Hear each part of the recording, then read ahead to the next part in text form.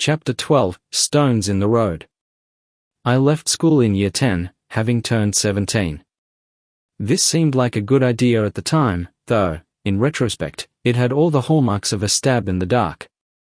I embarked upon a career in shop window dressing and ticket writing, which was, at the time, a legitimate trade, as opposed to a criminal offense. As prospects go, to the untrained eye, it was to me exciting. First job, fresh out of school, learning a trade, meeting people, making signs, working with customers, and, at long last, finding a practical application for my encyclopedic knowledge of fractions. A dream run? The job was everything I had hoped for, creative, social, and, crucially, remunerated. It lasted 5 months. The business, it seems, had overlooked to mention during the interview, it was in the process of going broke. Layoffs were frequent, morale was low, and my pay packet disappeared in what I later learned was a textbook case of insolvency. This was a valuable life lesson. Namely, enthusiasm is important, but solvency is even better. Up country. So for my next job, I applied the valuable life lesson just learnt. The job I applied for, while it held little interest, came with an overwhelming assurance it would be a viable concern for the next 6 months. So once burnt, twice shy, I became a trainee of the National Bank of Australia. After 2 months of mastering the fundamentals, mercifully including long division and fractions, I found myself strapped into a Forker friendship en route to Glen Innes. In one morning I had gone from the balmy, seaside embrace of Corrimal to the almost alpine reaches of the northern tablelands. Did I mention it was July? By all accounts, Glen Innes was and is a lovely town. Picturesque. Historic. Full of character. But absolutely freezing. It came with the kind of cold that makes you reconsider your life choices, such as breathing. The locals were terrific, warm, welcoming. There just weren't that many of them. Population-wise, it was less of a town and more of a well-attended committee meeting. After a quick whip around the town square, the bank manager deposited me at my lodgings. My landlady, Mrs. Donaldson, was a single mother, who rented out 2 rooms. Mercifully, she was not only a wonderful cook, but the house possessed a huge hearth and open fire. No TV, but no end of conversation and the promise of the occasional evening of cards. My first day couldn't have been better. Or so I thought, as I slipped into bed, cocooned in a doona, 2 blankets, fleecy-lined sheets, woolen PJs, football socks and a woolen beanie. A short stay. 2 things from my short time in Glen Innes remain with me. Both were signposts to the times. One pointing forward, the other back. Across the street from my boarding house was a house whose front was converted into a shop. It was family run. I got to know the eldest son, who was about my age. He was also training to become a radio presenter with radio station 2NZ in Inverell, about 60 kilometers away. Part of his training required him working Saturday mornings on air, presenting both types of music, country and western. Not entirely his cup of tea, or mine. But he invited me to come up one Saturday and sit in on the show. Radio was something I knew little of, apart from what I heard coming out of a speaker. But in the studio, I got a whole new appreciation of how much goes into presenting the music, the commercials, the intros, the back announcing. The whole shebang. One time when I was buying a few things at the family store, he said, "Phil, you gotta hear this. You like the Beatles, don't you?" I nodded and he handed me the just-released Sgt. Pepper's Lonely Hearts Club Band album. Well, it took me a few listens, but not much more to know this was the way forward. A unique and never-to-be-equaled recording. And I heard it first, in of all places Glen Innes. Just as I was learning what my generation was enshrining in music, I was given an up-close and personal reminder what the older generations had already enshrined. Every once in a while, some Aboriginal men and women would come into the bank to do their banking. They would only come in late in the day to avoid the crowd. Whenever they did, the manager would come out of his office and stand behind the tellers while they made their withdrawals. Once they were all done, he would advise them politely, but in no uncertain terms, to leave. It was always a most uncomfortable moment for both customers and staff alike. Home again, naturally. But with little or no social life, I became a somewhat lonely figure, something of an outsider. I started to sense a shift in the person I had always known. It was more than a little uncomfortable, so out of place and so far from home. It was decision time again. So after a few inquiries and phone calls home, I returned to Wollongong. It wasn't long before I was able to take up a commercial traineeship with BHP, the largest company in Australia. There I would stay for the next 7 years working in administration, where I was by and large happy in my work. Happy also in the security of a regular paycheck and the prospects of promotion at some point down the road. Back in my old stomping ground, I was relieved to find little had changed. Every day seemed like a plus. In no time at all, I re-established old friendships. Familiarized myself with my favorite watering holes, music venues, cafes, and cinemas. And of course the beach. But the big plus was being able to save for a car. Like any young buck, I had to save and pay my way. But setting my mind to acquiring one with my new job gave me both the means and the motive. After all, if there is one thing that doesn't change between the generations, it's the social status of owning your own set of wheels. It gets you the nod when social events are being organized. Your social capital increases with your availability. Basically, it's all about getting about. And in all kinds of weather. It was hard to reconcile just how quickly things turned around on my return to the Illawarra. Suddenly life seemed good. Something like what I had dreamed it could be during those last days at St. Paul's College. I even joined the local Catholic Youth Association. For no other reason other than it seemed like the done thing. That and it made Mum and Dad happy. Out of the blue. I was by now an uncle many times over. And like my brothers Bill, Kevin, Peter, and Patrick, I had left the nest to further my prospects. And like them, I had returned. That as much as anything else made me feel like I had earned my stripes as one of the family. Then one morning, Mum and Dad awoke to the news they had become partners in a state lottery win. Something long overdue and oh so unexpected. It enabled them to do something no one else in the family had ever done. Own their own home. Good news too, for Patrick, Colleen, Francis and I. All still there, under the one roof. For the first time, I was really able to spend time with Mum and Dad as an adult. Although as I was to learn, that too, would have its ups and downs. Finally, it seemed that all the pieces of my small life were falling into place. For the first time I was able to make sense of RPA, my surgeries, my isolation at school, not being able to play sport or ride a bike. For the first time it felt like it had all been worth it. Mum and Dad certainly thought so. And when they started looking for their new home, it really felt like life had finally turned the corner. A line in the sand. Of course that's the thing about corners. You can't see what's around them. And my newfound optimism would have its first spin around the block soon enough. It came in the form of a pretty girl who had the temerity not to be Catholic. Worse still, she wasn't religious either. She was just a lovely, uncomplicated girl, whose company I liked and who, shock upon shock, liked me. This was after all, 1968. Well, it said as much on the calendar in our kitchen. But it soon became apparent to me that the 60s were not a decade anyone in power had planned for. And little old 1968 was just another year to the minions of the Catholic Church. Vatican II notwithstanding. We started by going to a movie, then a party, before I naively invited her to a young Christian workers' dance. It was to be held on the Sunday night of the June long weekend. The dance was to be held at Cooper's Barn. We travelled by bus up to Leppington in southwestern Sydney. A 2-hour trip. And yes, it was a barn, situated in the middle of a large field, on the side of a hill.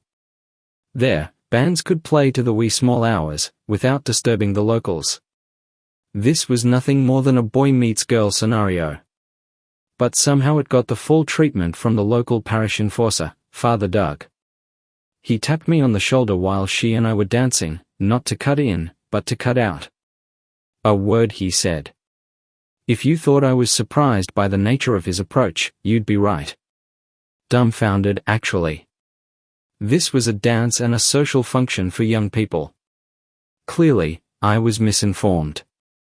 It turned out that several of the good Catholic girls in the YCW had their noses out of joint about one of their own. Me. Or more to the point, that I had invited a non-Catholic to their dance. Dressed as we all were for a bush dance, jeans, sneakers, and a neat-looking blouse and jumper, she certainly blended in with the rest of us. Father Doug had apparently decided that this was as good a time as any to draw a line in the sand. Even with a 2-hour round trip on Sunday night to Cooper's barn. He pulled me aside in front of everyone and confronted my apparent audacity by declaring, "How dare you invite a girl who looks to be a very loose girl, here amongst our Catholic girls of good virtue?" To be fair, he was equally vehement in his disapproval of the girl and of me. But loose? If she was loose, then every other girl that night was positively falling to pieces. The bottom line, of course, was she was not Catholic. The charge of her being loose was of course slanderous and without merit. Considering the revelations that have come to light about behavior of some of the priests in the Wollongong diocese, you may think I was lucky the priest didn't demand her address and phone number. Truth be known, my partner that night was a lovely, uncomplicated girl, with a down-to-earth outlook on life. In the parlance of the day, she had no tickets on herself. She was personable and I enjoyed her company. Father Doug then demonstrated his unremarkable grasp of the situation by announcing that the YCW was for Catholic youth, and not for people like her. It was at moments like this I wondered why anyone would bother being Catholic, much less consider becoming a priest. But there was nothing I could do about it. No Mary Magdalene's on his patch. The trip back was of course unbearable. Me apologizing profusely. Avoiding any eye contact. She, sitting silently, staring ahead. A friend drove us home. All she said as she walked up the path was, "See you round." I never saw her again. Looking back, I feel nothing but remorse and guilt for inviting her and exposing her to the appalling bigotry of my own church. She had expressed unease about attending the function. I had naively convinced her it would be okay. That the YCW was a nice group and it would be fun. I suppose we were becoming comfortable with each other, so in the end she saw no reason not to go. Father Doug then requested me in his typically high-handed manner to call him to arrange an appointment. Apparently, there was nothing I could do about that either. All this at a social occasion for young adults on a Sunday night. And there was no chance of my not going either. Not in my family. Calling it out. But of course, there was more to it than that. A lot more. You see, when I joined the YCW a few months before, the same Father Doug made a pointed reference to my brother Patrick.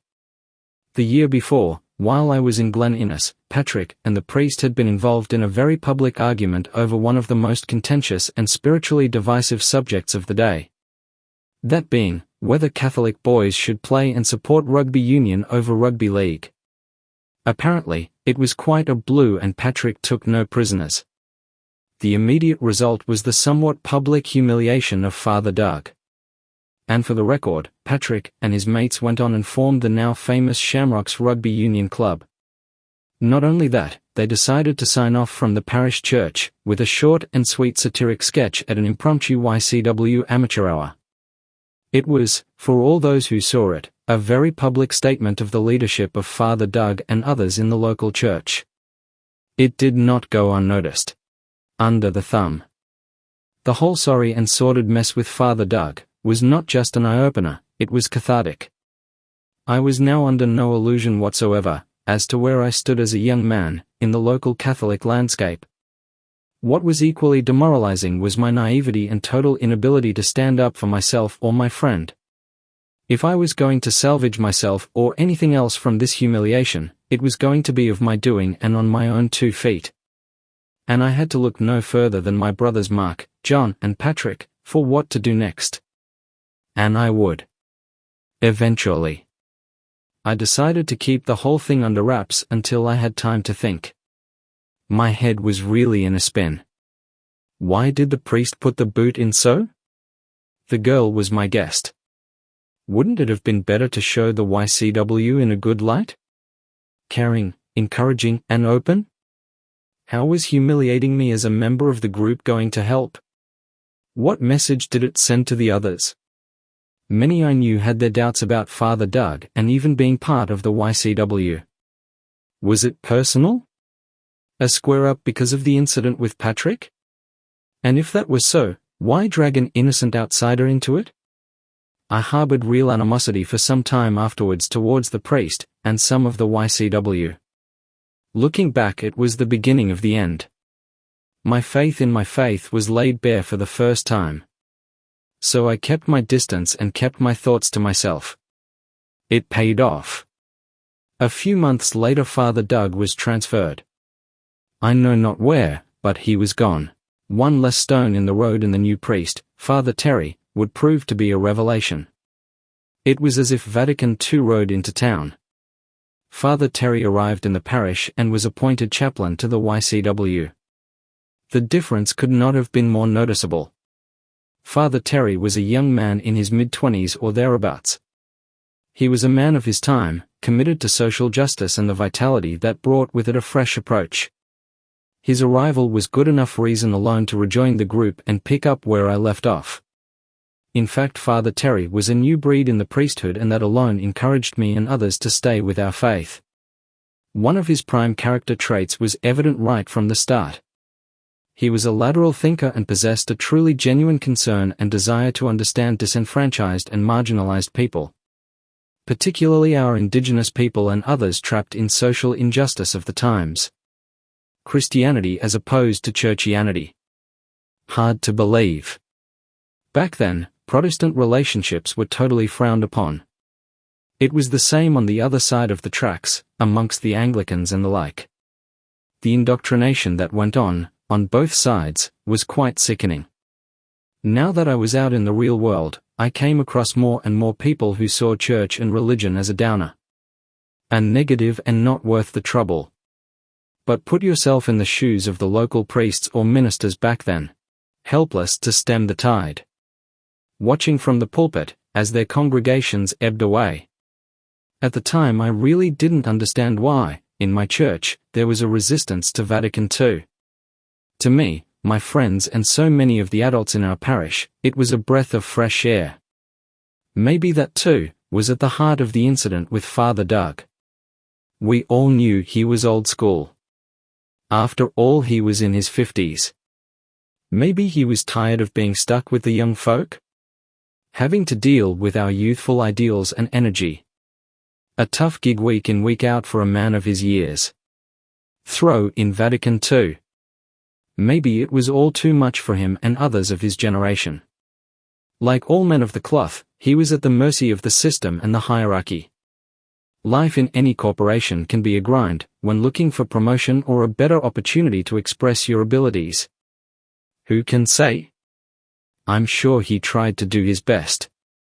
In many ways his transfer was both a reward and a relief. For him as much as us. But in so many areas of life then, it was the old resenting and resisting the new.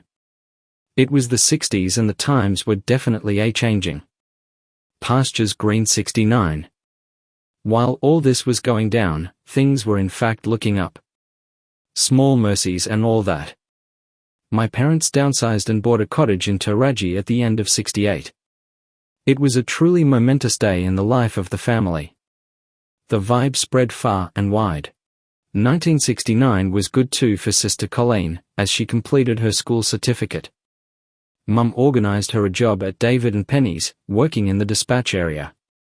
And me? I bought my first car. Dad lent me part of the purchase price and I bought a second-hand caramel-colored 1200 VW Beetle. That car and I, it was love at first sight. I cared for it lovingly night and day. Washing and polishing it to shine like a brand new penny. The wheels had an instant effect on my social life. I had become friendly with Patricia, our next-door neighbor. She was a year younger and asked if I would like to join her youth group, the Greenacres Younger Set. They raised money for the intellectually handicapped children of Wollongong. The school was at Gwynville. So I went along with her to one of their meetings. It was a Monday night. What a difference compared to the YCW. Different mindset altogether. It was all about fundraising and organizing outings for the group and volunteers. Things like raffles, car washes, amateur shows and card nights. But no religion. It was all about the kids and the school. Work too was going well and I was starting to make friends there too. One in particular was into music. He suggested we go and see the great bands and singers of the day, Jeff St. John, Tamam Shud, Black Feather, Doug Parkinson, and Wendy Saddington. All this from a change of heart. Family snapshots, my father's burden. My father had a saying, that work was the curse of the drinking class. Like so many of his witticisms, it has stayed with me all these years. For its black humor, as much as anything. You see, my father became a problem drinker. It was the result of many things. The burden of never being able to make ends meet. Working 2 jobs after giving up his business. Maintaining a good Catholic face, in the face of all the difficulties the church laid at his door. But it was as unforeseen as it was confronting. My father was one of the most personable and sociable of men. He loved company and was always good for a laugh or a helping hand. He was raised on hard work and an acceptance of its consequences. Such as working a full day at the coke ovens and going for a drink with his mates at the end of the shift. All of which seems perfectly understandable. Except when you consider the circumstances of the times, the 1950s. 6 o'clock closing and full-strength beer. Dad was always a slim fit man of less than medium height. The alcohol administered via a full-strength schooner or middy while relaxing with his mates could go either way with him. Like many of us, when in moderation and while life was good, it was an unwinder after a hard day's work. But it was always a near-run thing with Dad. A tough week or a thoughtless remark could set him off on a bender. In a moment or two he could become an angry ant, ready to fight anyone. Worst of all, he brought it home with him. And when he did, he was unrecognizable to those who loved him. For much of my school years, that meant my poor mother and his second eldest girl Veronica. And after Veronica moved out, it fell to me to stand between him and Mum. He was always remorseful and would swear off the booze. For months on end. Then something, or nothing would set him off. It was as if he was lashing out at life. And it was left to those at home to close ranks. I recall many such occasions, all with a heavy heart. But when he had come to his senses and the rage began to subside, Colleen, Francis and I would slowly breathe a little easier. We knew everything was all right when we heard the sound of my mother putting the kettle on. In his later years, this side of my father completely disappeared. Retirement, the new home and his many grandchildren, all paved the way for the man we knew and loved to be restored to us. But it was to May, our mother, his return meant the most.